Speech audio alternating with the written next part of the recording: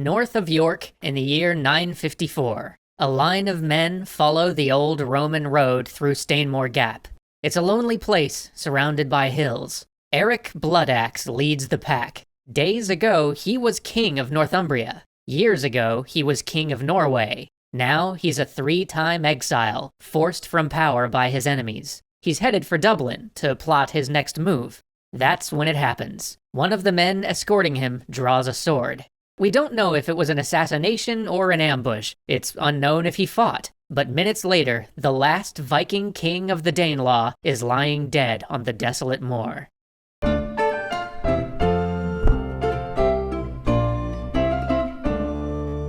This series is brought to you by a Total War saga, Thrones of Britannia, a new strategy game set during this time period.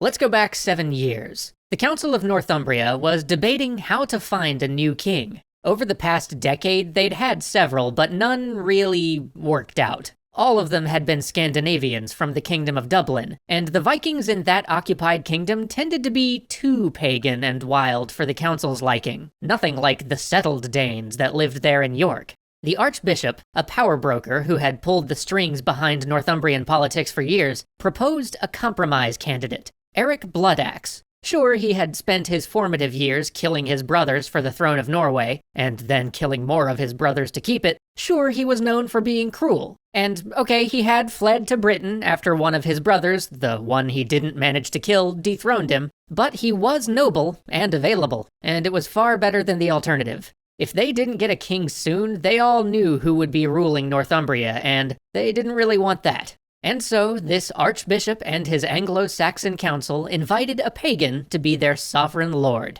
Wait, I hear you saying. What is happening here? Last episode, the Anglo-Saxons and the Danes were bitter enemies. Vikings were looting monasteries, and now an archbishop is allying with one? What happened? Well, shush, I'll tell you. 80 years happened. 80 years of Anglo-Saxons and Scandinavian settlers living side by side, each learning about and changing the other. Generations of Scandinavians put their marks and their names on the landscape of what would be England. So today we are going to examine how this happened, or at least we will paint the best picture of it we can from the fragmentary written records, archaeological finds, and etymological evidence. Just keep in mind, historians are still debating major parts of this story. We have picked the theories that make the most sense to us, but reasonable people could argue that, like, everything in this episode is wrong, so, you know. Let's go further back, to 875, when Guthrum and Alfred were still throwing down. As Guthrum was sneaking into Wessex, the great heathen army's other king, Halfdan, was headed north to manage the Viking-held city of York. When he arrived there, he broke up the Northumbrian estates, handing out farms and villages to men who served him. With the local rulers all displaced or killed, the Vikings settled in as the kingdom's new elite. This Viking kingdom of Northumbria, however, was just the northernmost point of the Danelaw. When the Great Army had first arrived in Britain, there were 4 major kingdoms: East Anglia, Mercia, Northumbria, and Wessex. By the time Alfred and Guthrum signed their treaty, the Vikings held East Anglia, Northumbria, and most of eastern Mercia. But the Danelaw wasn't a country. It wasn't even a centralized kingdom like Alfred's Wessex. In fact, it wasn't even called the Danelaw until after it already disappeared. The Danelaw was a geographic area where Scandinavians ruled and their laws held sway, but that's really it.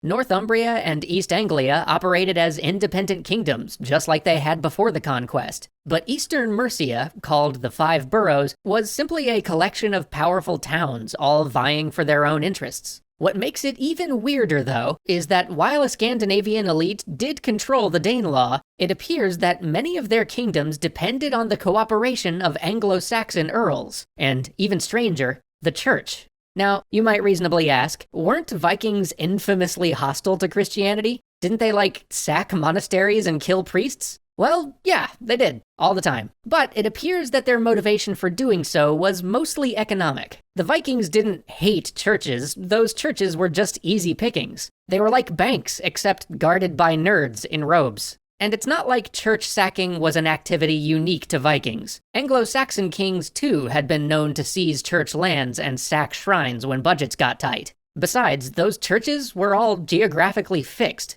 Just because Vikings were running the place now didn't mean that all those church figures could relocate or abandon their parishes and cathedrals. So the churches remained in Viking territory, and to the church's surprise, the Danes generally seemed to leave them alone. And even more surprising, they proved relatively easy to convert. The earliest converts were probably tempted by political or economic boosts. Some were likely Scandinavian lords who found that their subjects liked them better if they were Christian. Others were probably Viking merchants who found that they could get better trade deals if they had a cross around their necks. And while these conversions might not have been total, historically, polytheists have a tendency to simply add new gods to their existing list rather than embracing monotheism. Archaeological evidence suggests that Scandinavian settlers accepted Christianity pretty quickly. Within just a few decades, they were burying their dead in churchyards, and within a generation, grave goods started phasing out of use, replaced by stone tomb monuments combining pagan and Christian imagery. But it wasn't just the newly settled Vikings that were changing. The Anglo-Saxons were changing too, adopting Scandinavian art, clothing, even hairstyles as the groups interacted and intermarried. But the biggest impact of this intermingling was linguistic. In fact, the only way we can estimate the size and development of the Danelaw is through place names. Today, many towns around York still carry Scandinavian words paired with the Old English word tun, which means town. Some are even personal names. Stakkr's town became modern Saxton.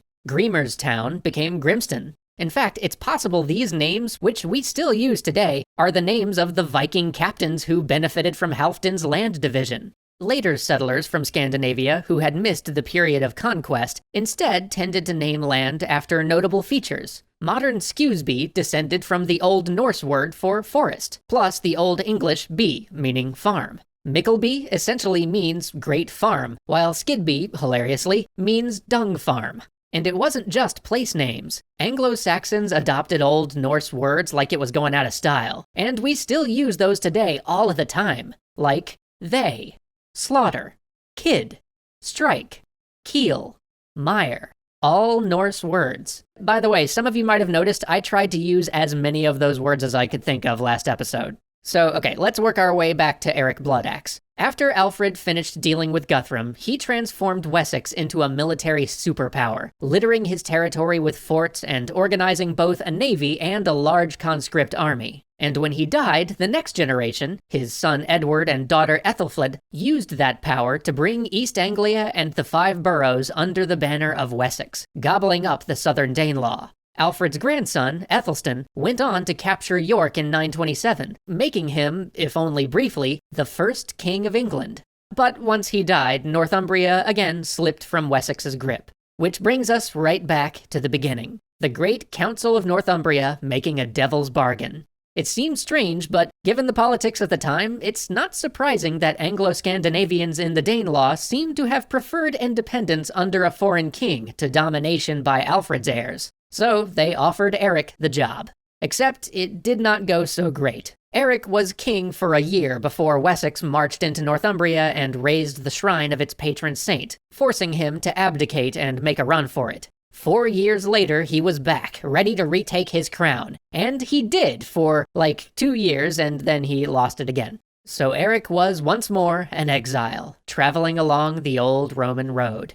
You might ask, why was he ousted the second time? Well, we don't exactly know, but we do have one clue. A 13th century book, quoting some earlier, long-lost source, which alleges that the man who arranged Eric's murder was an Anglo-Saxon earl who ruled north of York, a man who, after Eric's death, would rule Northumbria as a puppet of Wessex. With his ascension, both Viking rule and Northumbrian independence met their end.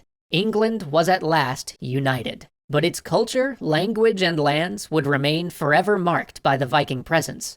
But that's not quite the end of Eric Bloodaxe's story. We have one more record of him, a skaldic death ode, probably commissioned by his widow or his sons back in Norway. In it, Odin awakes from a dream, knowing that someone is coming, fresh from the battlefield. He orders Valkyries to bring wine and readies his hall for feasting. Valhalla trembles with the visitor's approach. It is Eric the Prince, he tells the gods. In many a land he has reddened the blade and carried a bloody sword. Indeed, Odin had only denied Eric victory because he was in great need of warriors. Ragnarok may arrive at any moment. The Grey Wolf ever gazes on the home of the gods. The visitor enters, and the heroes of old bid welcome to Eric Bloodaxe, last king of the Danelaw. This video is brought to you by Thrones of Britannia, a strategy game that combines huge real-time battles with a deep sandbox campaign. You can lead Alfred and his forces, Guthrum's Viking army, or pick from 8 other factions to build your kingdom and rewrite the history of the British Isles. Click the link in the description to find out more.